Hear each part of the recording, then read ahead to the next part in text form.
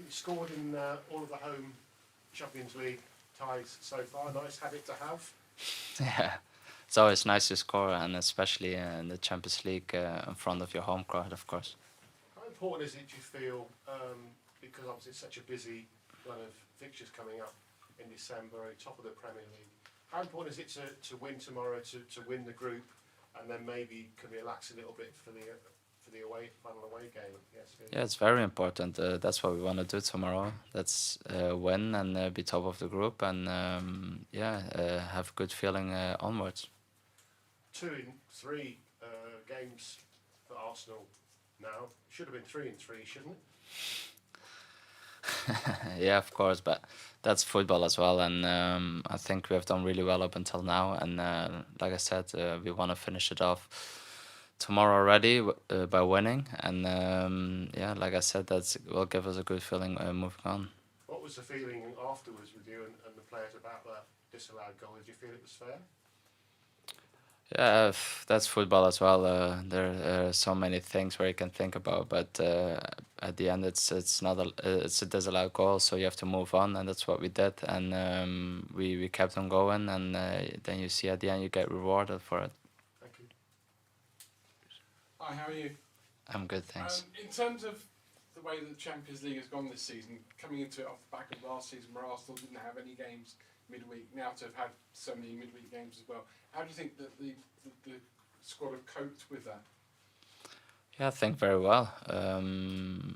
We are top of the group now. I want to finish it off tomorrow. Like I said, we want to be top of the group going into the next rounds, and I think we have done really well. We have such a good group and squad, and so much quality, so we can cope with it. You've already mentioned it's already been mentioned the weekend about the offside goal. Everyone seems to have a view these days about VAR. There's meetings going on about whether VAR might be extended even to corners and free kicks. I mean, what is the players' view at the moment about the technology we have and whether it should be extended beyond the 4 obvious things at the moment, like goals and sendings off, etc.? I only can speak for myself, and yeah, obviously, if there's VR, we want the best possible outcome. But yeah, everyone can have mistakes or can happen some things. And like I said, if it doesn't go your way, you have to take it on the chin that moment, I think. And obviously, it's not nice for yourself, but yeah, you can't change it on the moment. Same with the disallowed goal, what I had in the game. Maybe it's offside, maybe not. But like I said, we have to move on, and it's for the guys who work with VAR or who has to deal with it. So it's not up to us to change anything. I mean, obviously we all grew up without VAR, but I mean, it's never going to go away now. So do we have to, in the terms, embrace it, and if we end up with games that go on for an hour and a half or even longer, just get used to it? Yeah, not get used to it. I think they want to improve as well. I think everyone wants to improve, and by the only time can tell how good it will be. But yeah, at the moment, I think before we had a lot of discussion when VR was not there, when there were some situations where whether it would be a goal or not, or a tackle would have been a red card. So you can have argument on so many things. Yeah, we have to live with it now. It's there, and we can only hope for the best. And finally, on the crowd tomorrow, I mean, they've been so supportive over the last year, certainly this season at the Emirates. How much of a bonus is that to you guys? Yeah, it's massive. You can feel it straight away when you walk onto the pitch. Yeah, it's amazing, especially the Champions League. It's been a long time ago for them as well. So yeah, it's a special moment when you can share those moments with the fans, and yeah, we wanna win tomorrow and share it with them. Thank you. Okay. Hi Leo, you played so many different positions recently, obviously midfield at the weekend, striker before that, winger earlier in the season. When you play under a manager who has such specific demands as Mikel Arteta, how difficult is it to go from position to position each game?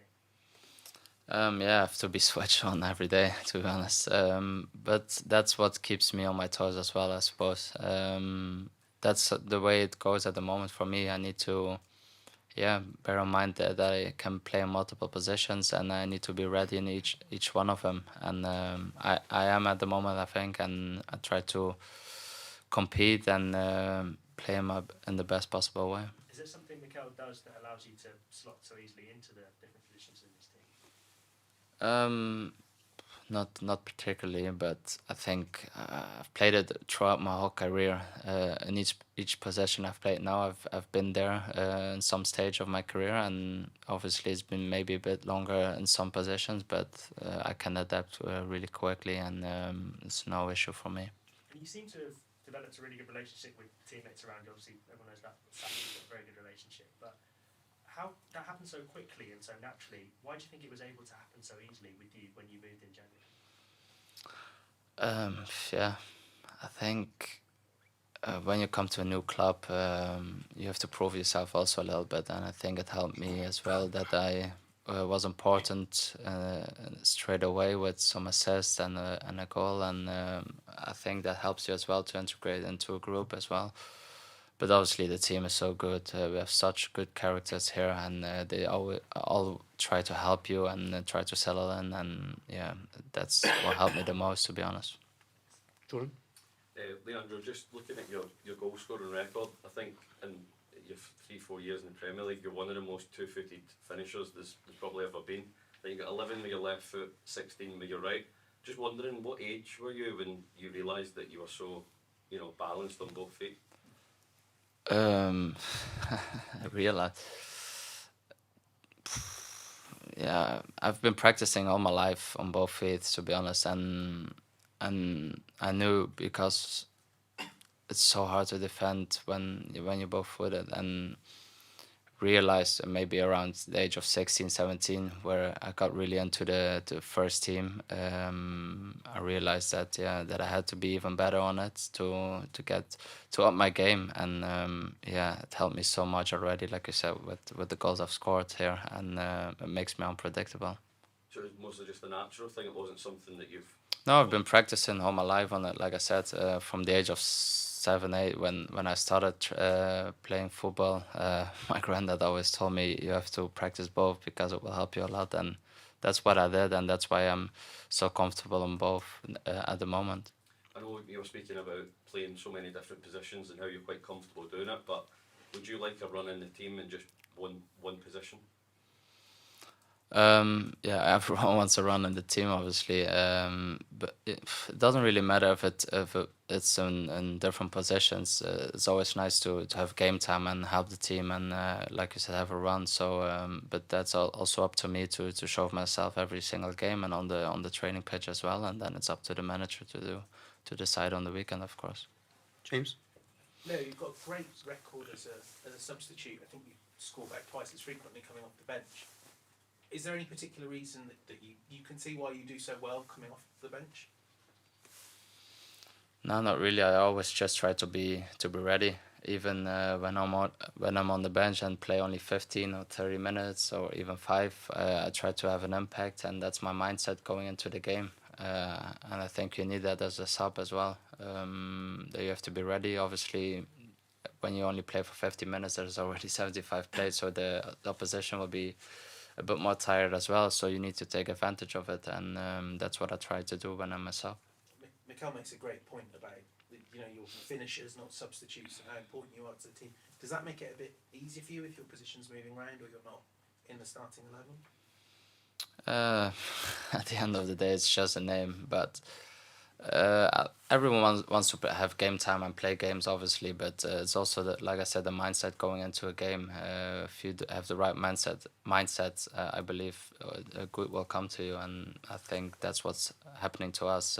We have so many, like you said, finishers scoring a goal already this season, and it will only help us going forward. Simon? Just on that midfield position you played on Saturday, the club have sort of struggled since Granite left to find someone there. I think Kai's played there, Dex played there, Emil. Do you feel like that's a position you could nail down if you got sort of chance to play there regularly? Yeah, I think so. Like I said, it's a position I can handle as well. Playing it now there as well in my Belgium national team. So Yeah, if I can get a run, it's different as well. But like I said, I need to be switched on because it can change every week. It's also based on a game plan. Not every team plays the same system, and I think the manager, yeah, thinks a lot on those things as well. So yeah, it's up to me to just keep going and pushing to play, have game time. And just on the attack this season, how much harder has it been playing teams? It feels like the respect Arsenal have got has gone up a level, and it's, you know, doubling up on the wingers, sitting back deeper. How much harder has it been to break teams down this year compared to last?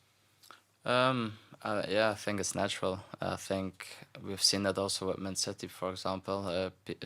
When you're doing so well as a team, yeah, people gonna adapt and teams gonna adapt, and I think that's what's happening to us as well. And yeah, then it's up to us to get the game plan right and try to create as much as chances as possible to score a goal. Sam? Arsenal have got a really good record from set pieces this year. You take a lot of the corners. What kind of work do you do with Nico Jova to make that work, and what's it like to work with him? Yeah, it's a pleasure to work with him. I think he's really clever on set pieces, and we always try to. Yeah, it's such a great aspect in the game where you can score from, and that's where you can open up a game as well, and it's so important at the moment, and it helped us already a lot, and yeah. We need to keep improving as well, but we train on it as much as possible. How often is that? It used to be back in the day, 10 minutes at the end, and everyone would be kind of half ready to go home. But Obviously, when you play every 3 days a game, it's not much time to work on that. But they will always try to squeeze it in, and yeah, it's just in the general game plan. Yes, Sam? Of course, Bukayo has assisted many of your goals at Arsenal. First of all, what's it like playing with him in this Arsenal team? And what is it about you and him with his connection? Because it's quite rare for someone to be able to provide so many other players' goals.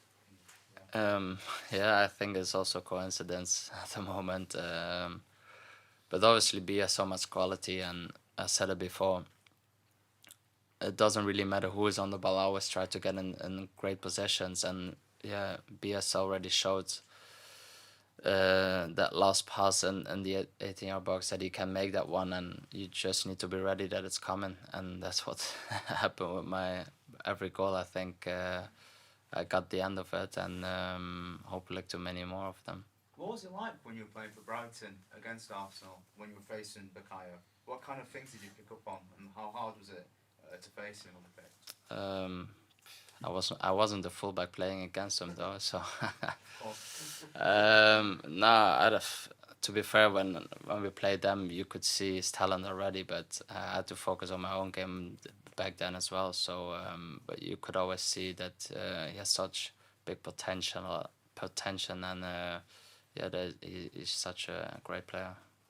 Okay, last one. Matt, please. Yeah, you seem a really positive person. I just wondered if there's someone in your life that comes from, your mum or your dad or somebody. You know, when you first arrived, people did say, you know, what's he going to bring to Arsenal? Well, you've answered those questions. Is there someone who's kind of helped you with the mentality to do all that? That's a tough question, to be honest.